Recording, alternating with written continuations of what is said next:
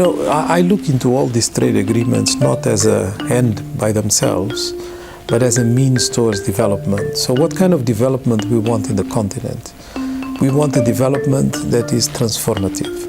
We have defined that development as one that produces industrialization, not because, again, industrialization is a silver bullet, but because industrialization is feasible and necessary for the global output, economically speaking.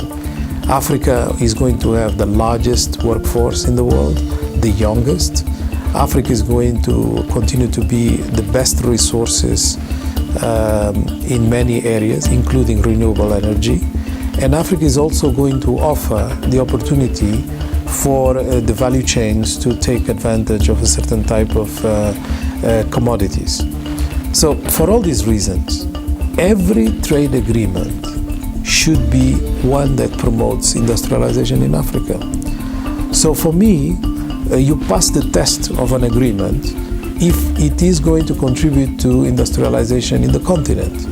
If it is about opening for liberalization's sake Africa's markets because we think that competition is good, we just have to look back into history to realize that every single industrialized country, before it became one, had to use protectionism as one of the instruments. We are in a world today that has liberalized so much that you cannot use protectionism without immediately being clobbered and without being pointed as someone that is regressive.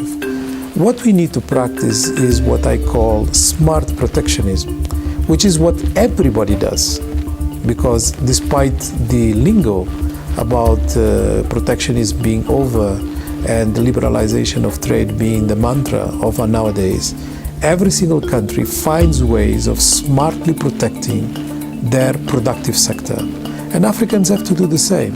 So each test that we have to apply for an agreement on trade, be it with the US, be it with emerging economies, be it with the European Union, be it with China, has to be on the basis of this smart protectionism approach.